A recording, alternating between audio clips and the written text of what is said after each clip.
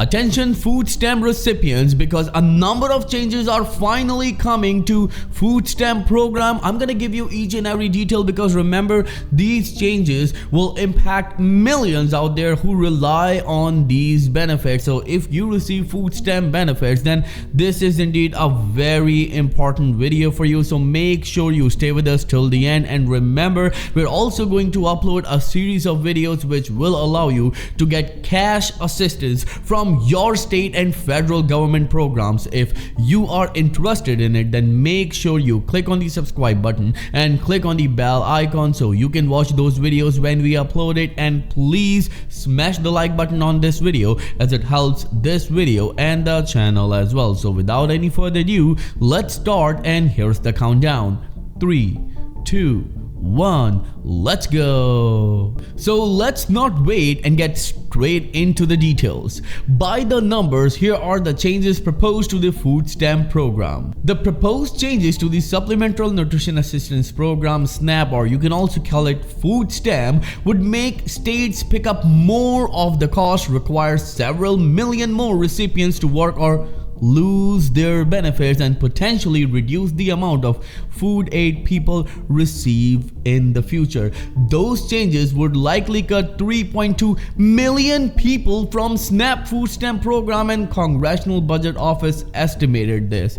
Remember, it will be a big blow to millions and millions of Americans who rely on these programs, and these changes are very crucial. Remember, you could lose your food stamps right now if you don't know about these changes. So please make sure you stay with us till the end of this video to know each and everything about these massive changes that can reshape your current financial situation. So when it comes to the proposed SNAP cuts, here's a big picture view. Legislation passed by the House is projected to cut about $295 billion of federal spending from SNAP over the next 10 years, according to the Congressional Budget Office. A little more than half of those federal savings would come from shifting costs to states which administer SNAP, means food stamp. Nearly 1/3 of those savings would come by expanding work requirements for some SNAP participants,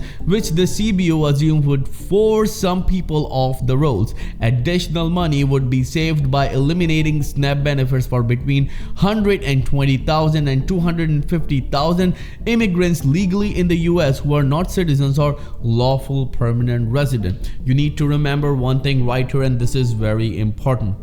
A number of people receive food stamp benefits because they cannot work, because they need to take care of their kids, they need to take care of the people who are sick in their home or elderly people. But now things are changing. Even though if you're taking care of the people that you love, you need to work. So what you need to do? Well, in short, what's gonna happen? Well, the kids needs to be in the daycare, so you need to go and work. The sick people needs to put out in the hospitals or probably in the primary care where they will get the treatment, and then you need to work. And a lot of things are happening right here because this has started a new controversy, because people are saying that why they are doing it. Well, you need to understand that the federal government is doing it to cut the spending, and they are calling it cutting the spending by putting pressure on the people. That's what a number of analysts and experts are saying.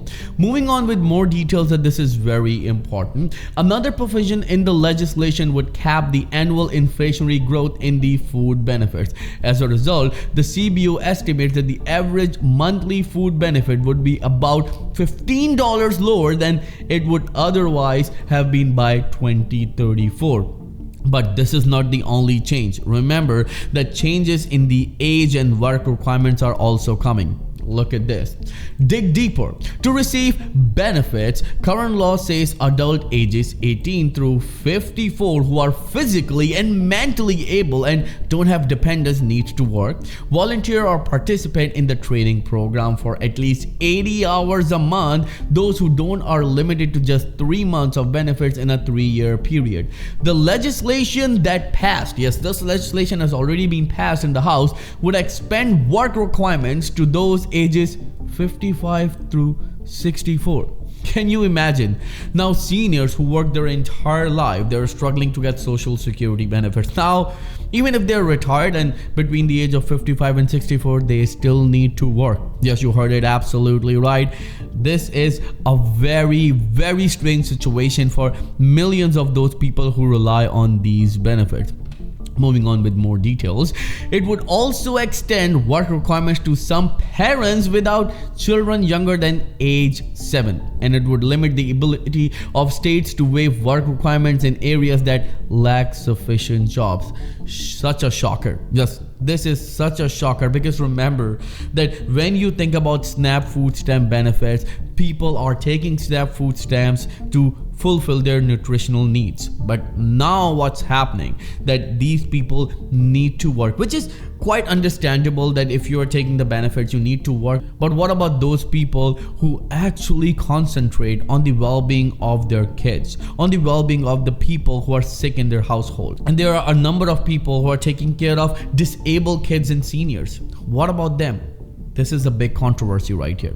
Moving on with more details, and this is important, SNAP costs would shift to states. So what is the local perspective?